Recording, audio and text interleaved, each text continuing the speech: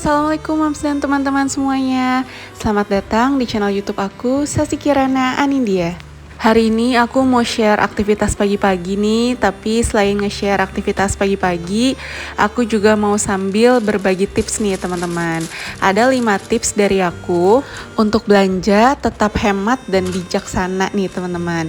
Ini sih versi aku ya, dan udah aku terapin di kehidupan aku. Semoga ini bisa diterapin di kehidupan teman-teman semua dan juga bisa menginspirasi nih. Anyway, ini aku lagi nyiapin cemilan buat suami aku karena dia tuh meeting pagi-pagi banget, jadi dia bilang buat cemilan aja selama nyetir di jalan.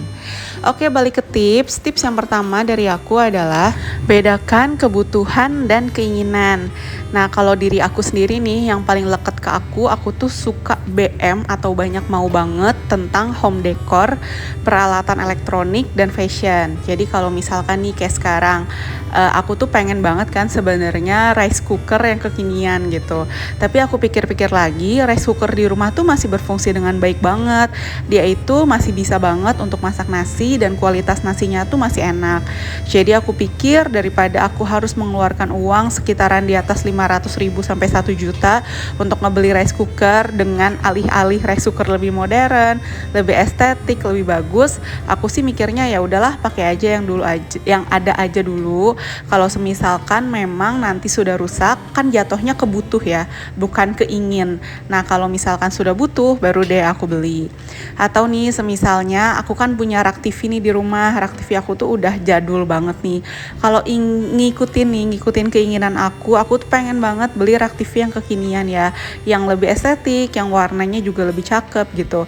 Dan yang pasti lebih gak gampang berdebu, karena yang di rumah aku tuh gampang banget berdebu teman-teman.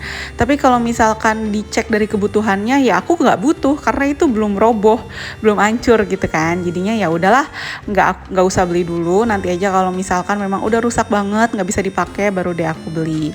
Tips yang kedua adalah mengurangi intensitas penggunaan media sosial. Nih, siapa nih teman-teman kalau misalkan buka Instagram, buka TikTok, scroll explore, scroll FYP. Nah, itu kan biasanya berseliweran tuh barang-barang hasil endorsan teman-teman selebgram atau teman-teman artis gitu ya. Nah, itu tuh kalau kita misalkan ngeliatin, itu kan bawaannya tuh suka BM, iya nggak sih? Kalau aku sih gitu ya teman-teman. Untuk aku nih yang iman keinginan belanjanya setipis kertas baking paper gitu ya, aku ngeliat-ngeliat kayak gitu tuh bawaannya BM, pengen beli gitu, dan alhasil aku langsung beli secara online. Terus ya udah buang-buang uang, terus pas datang lah ini buat apa ya? Jadi kayak nggak kepake gitu kan, yang ada numpuk-numpuk barang di rumah. Nah, semenjak itu aku tuh ngerasanya kayaknya kalau aku ngurangin lihat-lihat IG, lihat-lihat media sosial, nge-scroll itu tuh meminimalisir keinginan aku juga untuk membeli-beli barang nih teman-teman. Jadinya ya udah deh, aku kurang-kurangin aja. Aku tetap lihat untuk hiburan kan pasti, dan kadang nyari-nyari inspirasi juga buat barang yang dibeli atau buat konten gitu. Jadinya tetap lihat, tapi aku batasin waktunya, nggak menutup banget, tapi dengan membatasi waktu itu akan mengurangi keinginan aku untuk belanja. Lanjut nih, berhubungan dengan poin yang kedua tadi, poin yang ketiga adalah coba lebih produktif. Nah, maksudnya coba lebih produktif di sini karena kalau misalkan aku pribadi nih ya, kalau aku lagi produktif kayak beberes rumah, masak, bikin-bikin kue, atau main sama anak, atau nih ngonten nih, nah itu tuh mengurangi intensitas aku untuk buka media sosial. Bener gak sih? Karena kan ada sibuk hal lain gitu.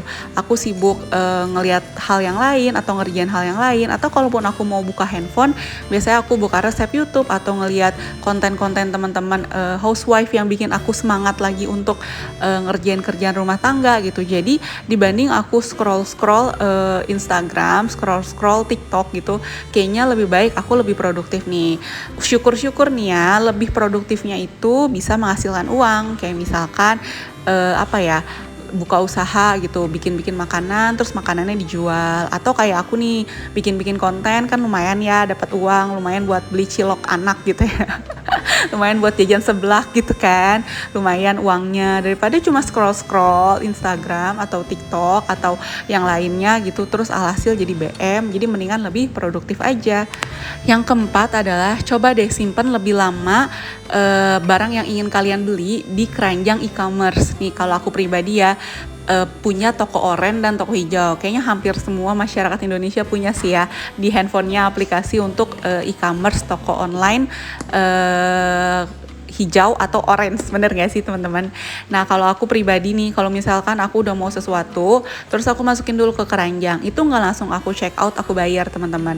Aku diamin di keranjang dulu. Kalau misalkan udah sekitaran seminggu, apalagi 1 bulan nggak di check out nih sama aku, nggak dibayar-bayar, dan I'm fine with that gitu, kayak nggak ada apa-apa dengan diri aku nggak nyariin, nggak ada apa-apa, ya berarti aku nggak butuh sama barangnya. Nah setelah itu biasanya barangnya aku delete, aku hapus. Tapi aku lihat lagi ya, kalau misalkan memang di keranjangnya itu lama karena kita lagi ngumpulin uang atau nunggu momen-momen diskon besar, itu nggak masalah aku check out. Tapi setelah momen momen diskon besar-besaran lewat, uang juga ketika ada tetap nggak aku beli, ya berarti aku memang nggak butuh gitu sama barangnya. Jadi biasanya aku simpan lumayan lama nih di keranjang belanjaan. Tips yang kelima adalah budgeting. Nah, kalau menurut aku tuh ini ngaruh banget ya, impact banget ke diri aku yang aku bilang imannya setipis baking paper untuk belanja. Dengan adanya budgeting, aku tahu kan, jadi 1 bulan itu expense aku tuh untuk apa aja.